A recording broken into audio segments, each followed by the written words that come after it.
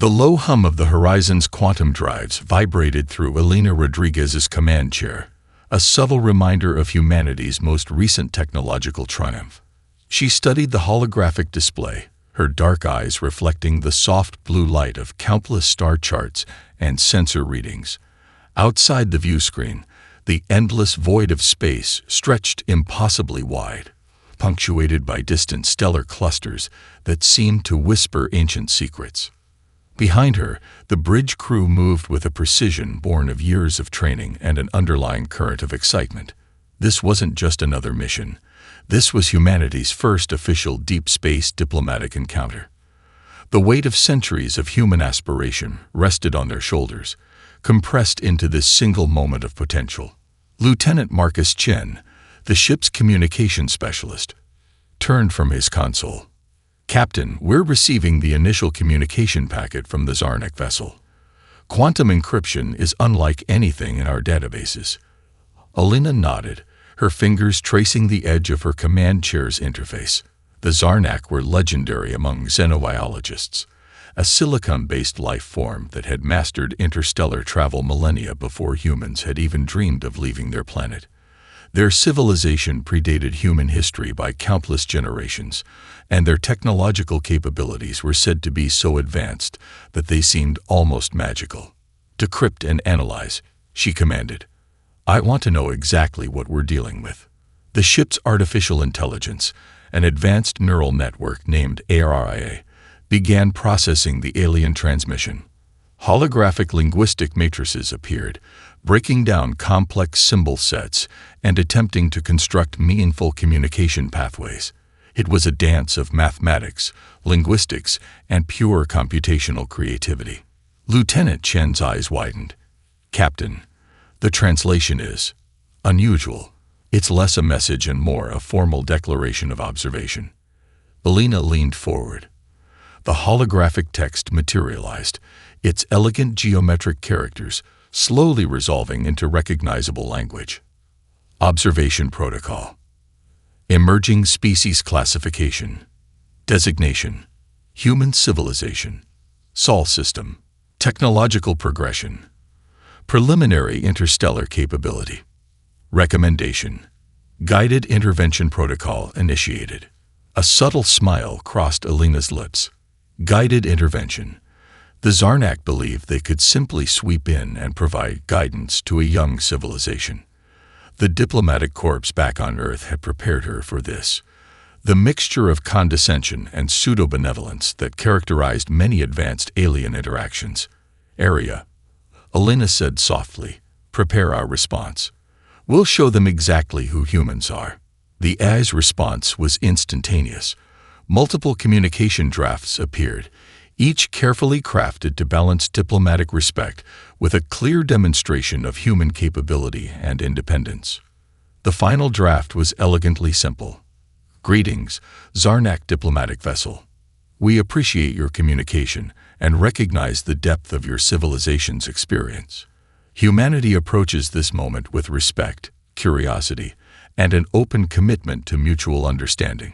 We look forward to learning from our interaction." Lieutenant Chen looked up, a mixture of nervousness and pride in his expression.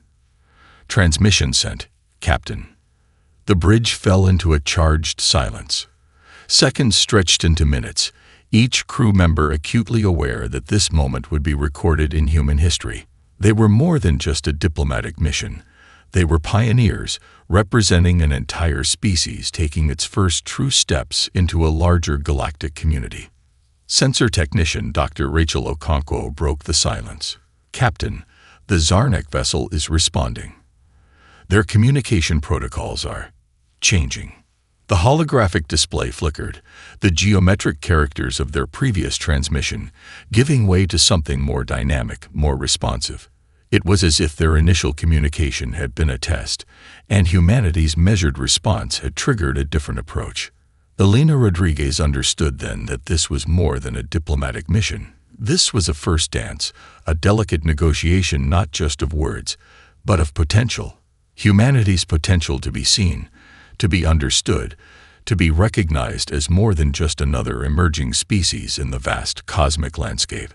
The horizon held its position, a beacon of human achievement suspended in the infinite darkness, waiting for the next moment of discovery. The research station orbited Epsilon Eridani, a planet that would have been considered uninhabitable by every known galactic standard. Its methane-rich atmosphere swirled with toxic storms, and surface temperatures fluctuated between extreme cold and searing heat. Most species would have dismissed it as nothing more than a scientific curiosity. Dr. Akira Nakamura stood before the holographic projection of the planet, his weathered hands tracing the complex environmental models. Around him, a team of researchers from every continent on Earth worked with an intensity that bordered on collective inspiration. This wasn't just another research project. This was humanity's declaration of potential. The key, Akira murmured, is not to conquer the environment, but to become part of it. His breakthrough in quantum organic engineering had revolutionized human understanding of environmental adaptation. Traditional terraforming was a slow, resource-intensive process that required centuries of technological intervention. Nakamura's approach was radically different, a symbiotic technology that allowed humans to modify themselves as much as they modified their surroundings. Junior researcher Maya Rodriguez, no relation to the Starship captain, adjusted a complex molecular simulator. Her fingers danced across holographic interfaces, manipulating genetic sequences with the precision of an artist. "The biomimetic interface is showing promising results," she called out. "We're seeing cellular adaptation rates that exceed our initial projections by 300%. The room buzzed with excitement. Each researcher understood they were witnessing something unprecedented. Humanity wasn't just preparing to explore new worlds. They were preparing to become part of those worlds in ways no species had ever conceived. A massive screen displayed live feeds from the initial habitat modules. These were more than just protective shelters. They were living systems that could breathe, adapt, and interact with the hostile environment of Epsilon Eridani P. Specialized nano-organic membranes shifted color and texture, absorbing and processing the planet's toxic atmospheric components. "Oxygen conversion is stable," announced Dr. Kwame Osei, the environmental systems lead. "The methane-to-oxygen conversion rate is now at 72%, well ahead of our most optimistic models." Akira smiled. This was more than scientific achievement. This was a fundamental reimagining of human potential. Where other species saw limitations, humans saw opportunities. Where traditional scientific approaches would have required massive terraforming projects spanning centuries, this team was creating adaptive solutions that could work within months. The communication console chirped. A transmission from Earth's Global Science Consortium appeared, showing a panel of international researchers and government representatives. Dr. Elena Petrova, the chief scientific advisor, leaned forward. "Dr. Nakamura, your team is rewriting everything we know about planetary colonization," she said, a mixture of pride and scientific wonder in her voice. "These results will change human understanding of our species' potential." But Akira knew this was about more than scientific achievement. This was about survival, about proving that humanity could thrive in environments that would destroy other species. Each successful adaptation was a testament to human resilience. Young researchers worked alongside veteran scientists, their collaborative spirit breaking down traditional hierarchical barriers. They didn't just study environments, they learned to dance with them, to become part of the ecosystems they entered. Maya approached Akira with a new data set. "The symbiotic neural networks are showing something extraordinary," she explained. "The habitat modules are developing what almost looks like a collective intelligence. They're not just adapting, they are learning." Outside the research station's protective dome, another methane storm began to rage. Lightning-like discharges of ionized gas created spectacular light shows against the planet's deep purple sky. But inside the station, humanity was writing a new chapter of scientific possibility. Dr. Nakamura understood the deeper significance of their work.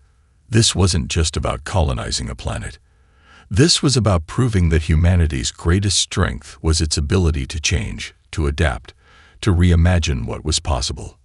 "We are not conquerors," he told his team, his voice carrying the weight of decades of scientific pursuit. "We are partners. We are explorers. We are possibility incarnate." The research station continued its work, a beacon of human potential suspended between the impossible and the inevitable, waiting to transform another world. The Galactic Diplomatic Center rose like a crystalline mountain, its prismatic surfaces reflecting the light of 3 separate suns. Delegates from 100 different species moved through its hallways, each representing millennia of cultural complexity. And at the center of it all stood Captain Elena Rodriguez, humanity's most innovative diplomatic strategist. The current negotiation concerned the long-standing territorial dispute between the Varnax Confederation and the Solarian Planetary Union, a conflict that had simmered for over 2 centuries. Previous mediators had failed spectacularly, their attempts ending in increasingly hostile standoffs that threatened to escalate into full-scale interstellar conflict. Elena studied the holographic display of the disputed star system, her fingers tracing the intricate political boundaries. Unlike traditional diplomatic approaches that relied on rigid protocols and historical precedents, she saw the conflict as a complex system of interconnected needs and fears. "The issue isn't about territory," she murmured to her diplomatic assistant, Dr. Omar Hassan. "It's about resource security and cultural identity." The negotiation chamber was a marvel of alien engineering, a spherical room that could simultaneously translate and interpret multiple communication methods. Holographic interfaces allowed for real-time linguistic and cultural translation, but Elena knew technology was merely a tool. The real art of diplomacy was understanding. The Varnax representative, a crystalline being whose body shifted with complex electromagnetic patterns, began the traditional opening statements. Its communication was a mixture of color shifts, electromagnetic pulses, and carefully modulated sound waves. To most observers, it would have seemed incomprehensible. But Elena had spent years studying not just the language, but the underlying cultural context. She watched the subtle shifts in the crystal's molecular structure, reading emotional undertones that most diplomats would have missed entirely. When it was her turn to speak, Elena didn't follow the standard diplomatic script. Instead, she presented a comprehensive proposal that addressed the core fears of both civilizations. She spoke of shared resources, mutual protection, and a collaborative approach to territorial management that transformed the conflict from a zero-sum game into a potential partnership. Dr. Hassan leaned in, impressed. "You're rewriting the entire negotiation framework," he whispered. The Silarian representative, a gaseous entity that communicated through complex chemical exchanges, showed signs of genuine surprise. Its response was unprecedented. Instead of defensive posturing, it expressed curiosity about the human approach. Hours turned into days. While traditional diplomatic missions would have broken down into heated arguments, Elena's team facilitated a dialogue that felt more like collaborative problem-solving than a negotiation. They introduced concepts of flexible boundaries, shared economic zones, and cultural exchange programs that neither civilization had previously considered. What made the human approach unique was its fundamental belief in potential. Where other diplomatic missions saw immovable obstacles, humans saw opportunities for creative solutions. Elena didn't just seek to resolve the conflict. She sought to transform the relationship between these two civilizations. On the 4th day, something extraordinary happened. The Varnax and Silarian representatives began to work directly with each other, using the communication frameworks introduced by the human delegation. They were no longer adversaries but potential partners. "Diplomacy is an art form," Elena explained to her team later. "It's about understanding the story behind the conflict, not just the conflict itself." The Galactic Diplomatic Center buzzed with unprecedented energy. Other delegations watched the human approach with a mixture of confusion and growing respect. Humanity was proving that diplomatic success wasn't about power, but about genuine understanding. As the final agreements were drafted, Elena knew this was more than just a successful negotiation. This was a demonstration of humanity's unique approach to complex challenges, a blend of empathy, creativity, and an unwavering belief in collaborative potential. The star system that had been a source of conflict for centuries was now a testament to human diplomatic innovation. And this was just the beginning. Outside the diplomatic center, the three suns continued their ancient dance, silent witnesses to a new approach to understanding and connection. The distributed innovation hub buzzed with an energy that defied traditional scientific research models. Nestled in the heart of New Shanghai, it was less a research facility and more a living, breathing ecosystem of human creativity. Researchers from 6 continents worked simultaneously, their collaborative efforts broadcast in real time across a global network. Dr. Imani Williams stood before a holographic display, her fingers dancing across complex quantum matrix projections. Behind her, a wall of screens showed simultaneous input from research teams in Sao Paulo, Lagos, Mumbai, Sydney, and Toronto. This wasn't just a research project. This was humanity's collective dream of pushing beyond known technological limitations. The quantum resonance drive had begun as an impossible concept. Conventional faster-than-light travel relied on massive energy expenditures and complex gravitational manipulation. But the human approach was fundamentally different. Instead of fighting against the laws of physics, they sought to understand and work within them in ways no civilization had previously imagined. Quantum entanglement isn't just a property, Imani explained to a group of international students watching the live feed. It's a conversation. We're not breaking the rules of the universe. We're learning its language. Funding for the project came from an unprecedented source. Unlike traditional government-funded research, this was a global crowdsourced initiative. Citizens from around the world had contributed everything from computational processing time to direct financial support. Scientific innovation had become a collective human endeavor. A notification pinged on the main display. Dr. Rafael Ortiz, leading the computational modeling team in Sao Paulo, had discovered a breakthrough in quantum stabilization algorithms. Milliseconds later, the entire global team was analyzing his findings, building upon them in real time. The quantum matrix began to shimmer, complex geometric patterns emerging that seemed to dance between possibility and impossibility. Young researchers watched in breathless anticipation. Senior scientists maintained a cautious excitement.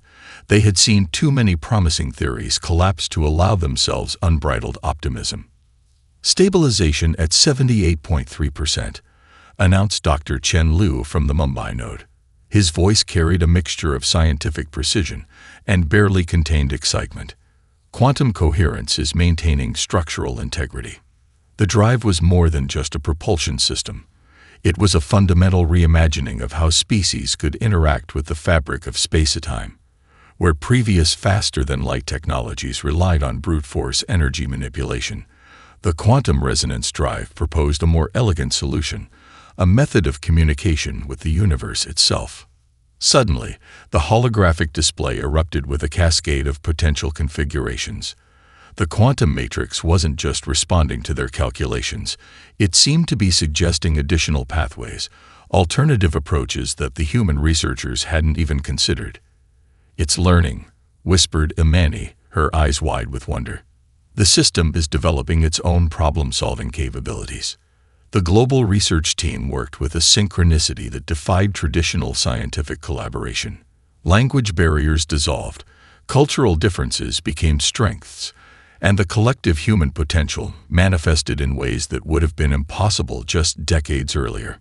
By midnight, local time, the first stable quantum resonance drive prototype emerged.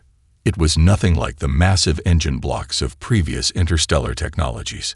Instead, it resembled an intricate piece of art, a delicate lattice of quantum-responsive materials that seemed to breathe with potential. The first test would change everything. Alien civilizations who had spent millennia perfecting their transportation technologies would find themselves suddenly facing a completely new paradigm of space travel. Dr. Williams looked at her team, a diverse group representing the best of human potential. They weren't just researchers. They were pioneers, pushing the boundaries of what was possible. "We're not just building a drive," she told them. "We're writing a new chapter of human potential." Outside the research facility, the night sky seemed to shimmer with infinite possibilities. Humanity had always been about looking beyond current limitations, about transforming the impossible into the inevitable. The quantum resonance drive hummed softly, a promise of journeys yet to come. The Genetic Diversity Research Center stretched across 3 massive biodomes, a testament to human complexity and potential. Dr. Sofia Rodriguez moved between holographic displays, each one telling a different story of human genetic variation. This was more than a research facility. It was a library of human potential. Alien xenobiologists from across the galaxy had gathered to witness something unprecedented. Humanity's genetic diversity was unlike anything they had ever encountered. Where most advanced species had long ago standardized their genetic makeup, humans remained a dynamic, constantly evolving species. "Look here," Sofia said, pointing to a complex genetic projection. "This individual carries genetic markers that allow for extraordinary adaptation to high-radiation environments. And yet, this person's genetic profile is completely different from others with similar capabilities." The Kalar representative, a being composed of interconnected neural networks, adjusted its sensory inputs. Its species had achieved genetic perfection millennia ago, eliminating variation through precise molecular engineering.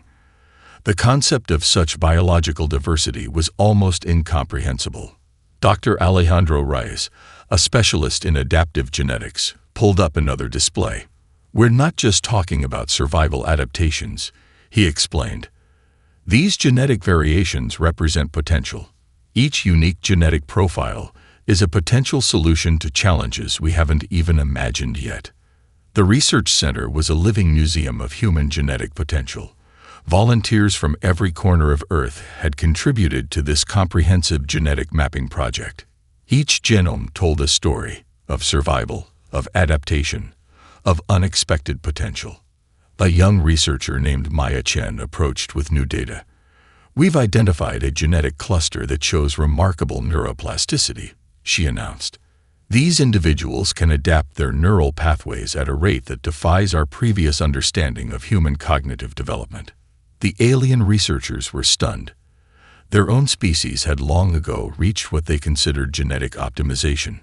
They had eliminated disease, standardized physical capabilities, and created what they believed was the perfect biological template. Humanity presented a completely different approach. Sofia pulled up a comprehensive genetic diversity map. It was a breathtaking display of complexity, a living, breathing tapestry of human potential. Each genetic profile was unique, carrying potential adaptations that seemed to defy scientific logic. "Genetic optimization is a dead end," she explained to the alien researchers. "True potential lies in diversity, in the ability to change, to adapt, to become something entirely new." The Kalar representative attempted to process this concept. Its own species had reached what it considered genetic perfection thousands of years ago. Variation was seen as a flaw, something to be eliminated through precise molecular engineering. But humans saw variation as strength. Dr. Reyes demonstrated a series of case studies. Here was a genetic profile that showed remarkable resistance to extreme cold. There was another that displayed extraordinary neural regeneration capabilities. Each example challenged the very concept of genetic limitation. "We're not just studying genetics," Alejandro said, his voice filled with passion. "We're exploring human potential." The research center's most remarkable project was the Adaptive Potential Program. Volunteers from diverse backgrounds participated in comprehensive studies that pushed the boundaries of human adaptability. Some showed ability to modify their metabolism in extreme environments. Others demonstrated unprecedented neural plasticity. Maya pulled up a recent case study. A volunteer had developed increased oxygen absorption capabilities after spending 6 months in a simulated high-altitude environment. But unlike engineered genetic modifications, this was a natural adaptive response, something the human body seemed to do almost intuitively. The human genome is a conversation, Sophia told the alien researchers. Not a fixed text, but a living, breathing dialogue with the environment. As the day progressed, the alien researchers began to understand something profound. Humanity's strength wasn't in achieving a perfect genetic template. It was in the constant potential for change, for adaptation, for becoming something entirely new. Outside the research center, the sun set on another day of discovery. Inside, the living tapestry of human genetic potential continued to unfold, a testament to the extraordinary complexity of human life. The genetic displays continued to shimmer, each strand a story of possibility. The Interstellar Cultural Exchange Museum stood as a living testament to human creativity. Located on the orbital platform above New Terra, it was more than a museum. It was a dynamic, constantly evolving representation of human potential. Dr. Aisha Okik walked through the central exhibition hall, her curator's badge reflecting the holographic displays that shifted and transformed around her. Today was special. The museum was preparing for its most ambitious project yet, a comprehensive cultural interface that would challenge everything other species understood about artistic and social expression. Artists from every corner of Earth had contributed to this project. A musician from Lagos collaborated with a digital artist from Buenos Aires. A poet from Seoul worked alongside a quantum programmer from Nairobi. This was art as a form of universal communication, a language that transcended traditional boundaries. The Zarnek's cultural attaché hovered nearby, its prismatic body shifting colors in confusion. Most alien species approached culture as a fixed, documented phenomenon. They cataloged art, preserved it, studied it as a historical artifact. Humans did something entirely different. They treated culture as a living, breathing, constantly evolving entity. "Watch this," Aisha said, activating the central display. The holographic space erupted into a symphony of movement and sound. It wasn't a single piece of art, but a collaborative creation that changed in real time. Musical patterns from traditional African drumming merged with quantum algorithmic designs. Visual representations of mathematical equations transformed into intricate dance movements. The Zarnek's representatives' color patterns became increasingly agitated. This is not art. It communicated through its complex chromatic language. This is chaos. Aisha smiled. This is human potential. Nearby, a group of young artists worked on what they called a living narrative project. They were creating a collaborative storytelling platform that could adapt and change based on global input. It was part art, part social experiment, part technological innovation, a perfect representation of human creativity.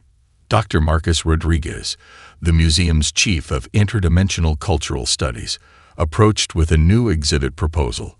"We're not just preserving culture," he explained. "We're creating a dynamic cultural ecosystem that can communicate across species boundaries." The museum's most revolutionary project was the Empathy Interface, a technological and artistic platform designed to help different species understand each other's cultural experiences. It went beyond traditional translation, attempting to create genuine emotional and cultural connections. A young artist named Kai demonstrated the interface. Using a combination of neural mapping, artistic expression, and advanced translation technologies, they could share an emotional experience that transcended linguistic and biological barriers.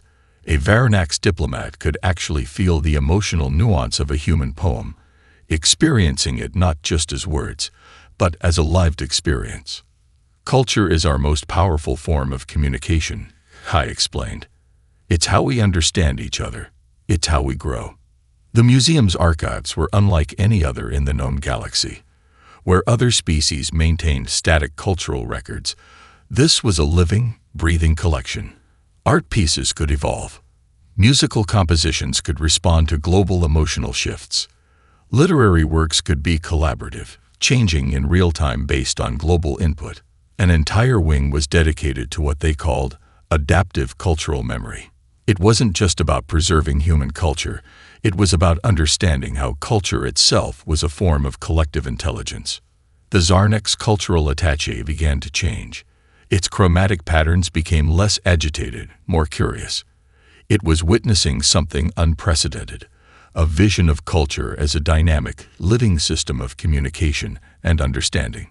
As the day progressed, delegations from across the galaxy visited the museum. They came expecting to see a traditional cultural archive. Instead, they encountered a living representation of human potential. Dr. O'Keefe watched as a group of young artists from different planets collaborated on a new project. They weren't just creating art, they were creating a new way of understanding communication, creativity, and connection. Outside the museum's massive windows, the stars continued their ancient dance, but inside, something extraordinary was happening. Humanity was rewriting the very concept of cultural expression. Culture was no longer something to be preserved. It was something to be lived, to be experienced, to be constantly reimagined. The Proxima conflict began not with weapons, but with a misunderstanding. 3 advanced alien civilizations had converged on the resource-rich Proxima Centauri system, each believing they had the most legitimate claim to its strategic importance. Centuries of tension had brought them to the brink of total war. Admiral Elena Rodriguez stood on the bridge of the UES Horizon, her eyes fixed on the holographic tactical display. This wasn't going to be a traditional military engagement. Humanity had been called in as a neutral mediator, but everyone knew the stakes were far higher than a simple diplomatic resolution. The Zarnax Collective represented the oldest claim to the system, a civilization that had mapped these star clusters millennia before human space exploration had begun. The Klar symbiotic network brought advanced technological capabilities that made their military potential nearly unmatched. The Veridan Confederacy represented a collection of independent systems with complex economic interests. "They're not looking for a solution," Elena murmured to her tactical advisor, Commander Marcus Chen. "They're looking for validation." Traditional military doctrine would have suggested positioning defensive formations, preparing for potential conflict. But the human approach was fundamentally different. Where other species saw conflict as a zero-sum game, humans saw it as a complex system of interconnected needs and fears. The first communication came from the Zarnax representative. Its quantum-encrypted message was a complex tapestry of historical claims, mathematical projections, and implicit threats.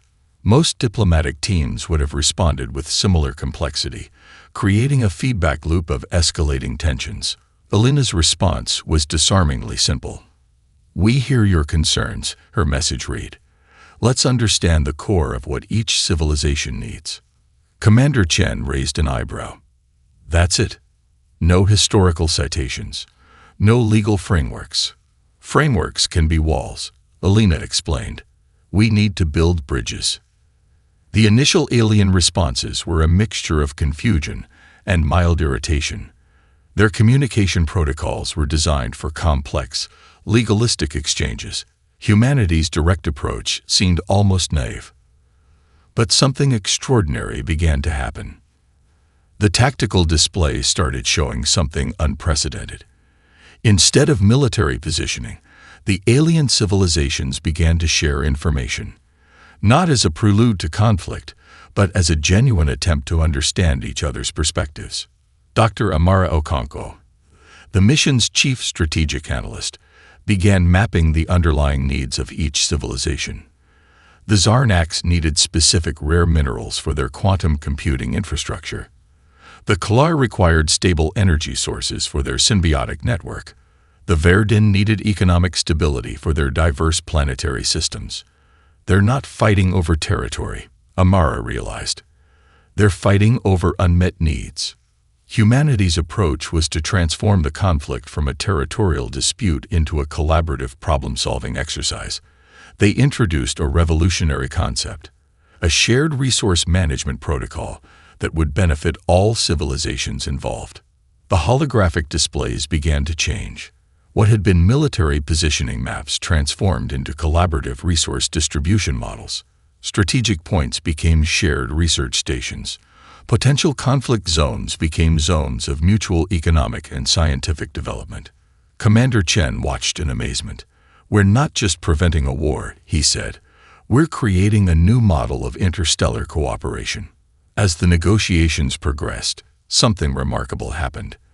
The alien civilizations began to work directly with each other, using the communication frameworks introduced by the human delegation. They were no longer adversaries but potential partners. The final resolution was nothing like traditional diplomatic agreements. It was a living document, a dynamic framework that could adapt to changing circumstances. Resource sharing, joint research initiatives, and mutual protection agreements replaced historical claims and military posturing. When the final agreement was drafted, it represented more than a resolution to a potential conflict. It was a new approach to interstellar relations. Admiral Rodriguez looked at her team, a diverse group representing the best of human potential. They weren't just a military delegation. They were pioneers, showing the galaxy a different way of resolving complex challenges. "We didn't win a conflict," she told them. "We transformed a potential war into an opportunity for mutual understanding." Outside the ship's massive viewports, the stars of the Proxima system continued their ancient dance. Humanity had done more than prevent a war. They had shown the galaxy a new way of thinking about conflict, cooperation, and potential. The Galactic Convergence Summit represented a moment unlike any in recorded interstellar history. Delegates from over 200 different species gathered on the neutral orbital platform, its transparent walls offering a breathtaking view of the infinite cosmic landscape. Captain Elena Rodriguez stood at the center of the main chamber, a symbolic representation of humanity's journey from a dismissed emerging species to a civilization that had fundamentally transformed galactic understanding. Her presence was both a testament to human potential and a bridge between countless diverse civilizations. The Kilar representative, a complex neural network that had once viewed humans with dismissive condescension, now approached with what could only be described as respect. Its luminescent tendrils shifted in patterns that suggested deep contemplation. "Humanity has changed everything," the Kilar communicated, its quantum-translated message carrying layers of meaning. "You did not conquer. You transformed." Around the chamber, holographic displays chronicled humanity's extraordinary journey. From the first quantum organic research stations to the diplomatic breakthroughs, from technological innovations to cultural exchanges, each display told a story of potential, of possibility.